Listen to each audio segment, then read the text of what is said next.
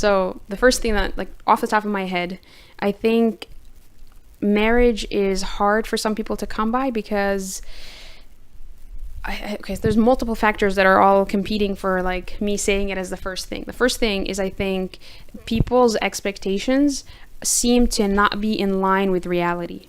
That's one thing that I really see. And I see it more so with women because I interact with women more. Obviously, I interact pretty much only exclusively with women, not counting you and my maharim.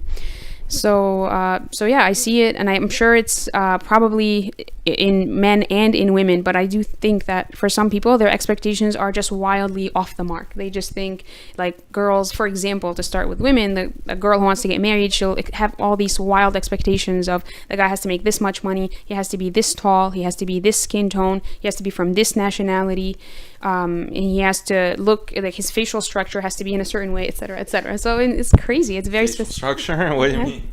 Yeah, he has to have good bone structure. He has to look like, a model or whatever, right? So the people who have these expectations, are they themselves, have good bone structure? Or...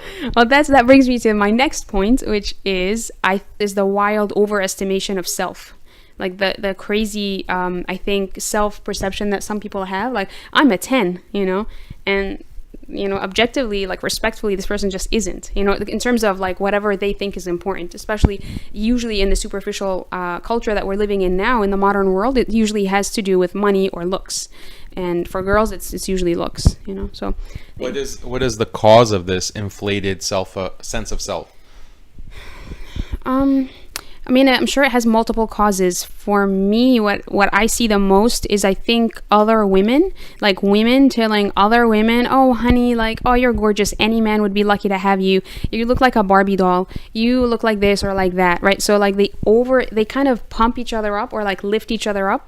And that's one thing, because... Like false flattery? Right. It's kind of like false flattery, but it's not malicious. Wallahi, like, so I don't... That's something that guys don't do at all. I feel like. I haven't seen guys say, wow, you look so good. You're so handsome. And that sounds... guys don't, like, pump each other up with false praise in that specific way. Maybe in other ways, but...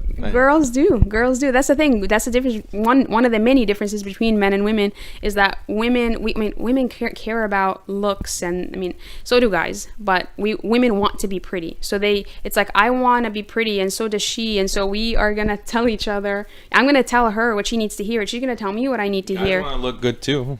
Right, but women are also cooperative. Like, even like in anthropology and, just like gender, like... things about each gender. One thing that we all know that's like a given is that women are very cooperative, right? They're very cooperative as opposed to competitive. Of course, women also compete, but we're not as competitive as guys are, right? So it's just a very different dynamic. So we're very cooperative. So it's like, I scratch your back, you scratch mine. So I'll tell you that you're beautiful and gorgeous and you deserve a six-figure guy, like with that six-figure income, and you'll tell me the same thing. And so we're like, great, all right. So, okay, false flattery from friends and peers, maybe family. So what else? What other sources? That's just one thing. It's not only this, but I've literally seen this in multiple occasions, and I've seen this, in multiple contexts. So it happens a lot. The other thing is, what other factors lead to women having an overinflated sense of themselves? Yep. I think we also have the wrong priorities. So even if a woman is a 10, like, she's extremely physically good looking, right? That's not, like, it's just like forgetting certain deen basics and going into dunyawi stuff, like the superficial stuff. So even if you're like a model, like you're like gorgeous, right?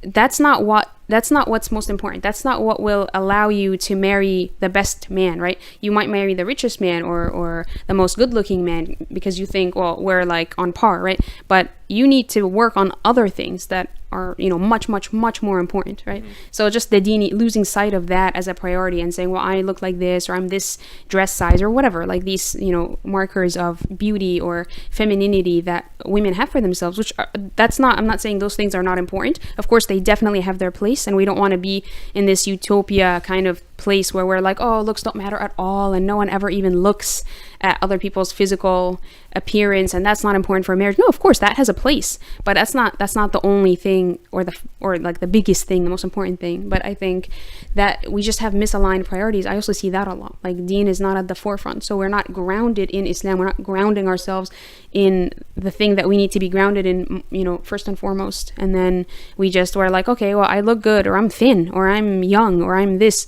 so I therefore deserve this prince, this amazing magical prince. Well, where's your deen? Are you even praying like 5 times a day? And, you know, like, people don't have certain basics, but they have other things, and they latch onto that, and they say, well, I'm a princess, like I'm a queen.